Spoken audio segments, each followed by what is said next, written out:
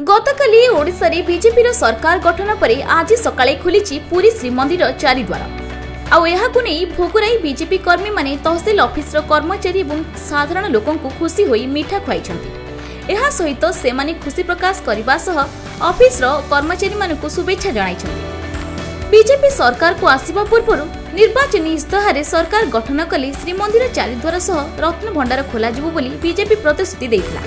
जहाँ गतकाली ओडिशार मुख्यमंत्री मोहन चरण माझी शपथ पाठ पर आज प्रथम थर पर श्रीमंदिर चारिद्वार खोल जाहाकु नै भोगराई बीजेपी कर्मी मानक मध्य खुशीर रहली खेली जाइछि। श्रीमंदिर चारिद्वार खोल जिबारु बीजेपी कर्मी माने मिठा बंटन करने सहित यह एक पर्वर दिन बोली कही यहाकु बेस धूमधाम रे पालन करछन्ति। मो ना बनवाड़ी दास देउला पंचायत कौन कहे आज कहीं ब्लॉक परिसर में मिठा बंटन कर प्रथम कहि जय जगन्नाथ सारा विश्वर ओडिशार गौरव श्री जय जगन्नाथ। विगत 25 वर्ष धरी जो सरकार थिला ओडिशा रे श्री जगन्नाथंकर चारिद्वार थिबा बेले गोटे द्वार खोला थिला, 3 द्वार बंद थिला। श्रद्धालु सारा विश्वर श्रद्धालु आसंती किंतु जगन्नाथ को भेटी पारंती। मन भितर तांकर बहुत अहंकार राग अहंकार हो जाउथला जे जगन्नाथ को भेटिबा ही आसु किंतु जगन्नाथ को दर्शन करि पारलु नै। विगत काली जो सरकार आपनकर निर्वाचन पूर्व प्रतिश्रुति देते बीजेपी भारतीय जनता पार्टी एवं आंदोलन करते जे आम प्रथम सरकार गढ़ले प्रथम चारिद्वार खोलू किंतु सेटा आज सारा विश्व को जन दे पारी जनता पार्टी जे आम जो प्रतिश्रुति देलु आज काम कर आज चारिद्वार खोली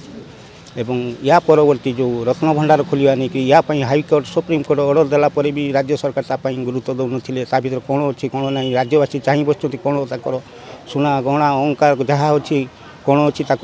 एपर्यंत भी श्रद्धालु बा ओडिशावासी को नजर को आसी पार नहीं किंतु ये प्रतिश्रुति मध्य भारतीय जनता पार्टी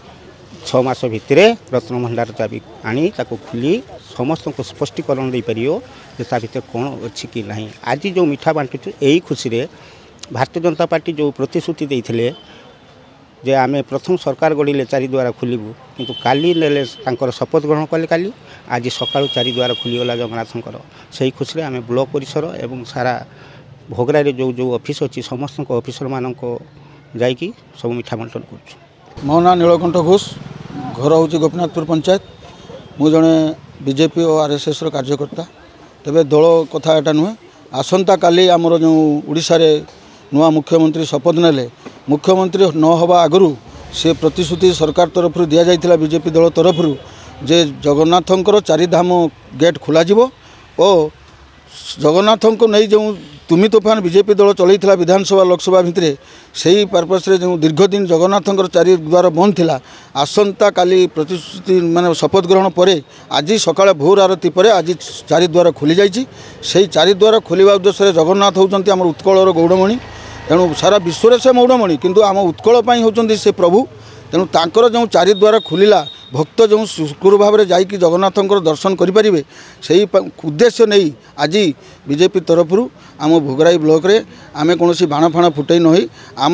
आमर शांति श्रृंखला मिठा प्रसाद बंटन करुचु समस्त को प्रसाद दौचु मिठा बंटन करुचु एतिक हूँ आमर कथा। विगत 5 वर्ष भलरे सरकार चलतु जगन्नाथ महाप्रभु सरकार को चलांतु यहीटा हूँ आम कामना। 4.5 कोटी ओडियांकर शांत कालिया शांत जगतर नाथ जगन्नाथंकर आज जो बड़ देउलर 4 द्वार 3 द्वार बंद थिला जहाँकि साढ़े आमर जो जगन्नाथंकर भक्त नाही नथुबा असुविधा भोग करुथिले एवं से तरफ सरकार प्रतिश्रुतिबद्ध थिले जे सरकार जो दिन ग्रहण करेंगे दायित्व ग्रहण करेंगे से दिन 3 द्वार खोल आउ 3 द्वार खोल तेणु 4 द्वार आज जगन्नाथंक 4 द्वार आज खोलाई से खुशी रे भोगराई रे पूरा खुशीर माहौल हो जाइए। तेणु आज सारा भोगराई रे आमे मुह मिठा करुचु मिष्ठान बंटन करा जाउची आमर जो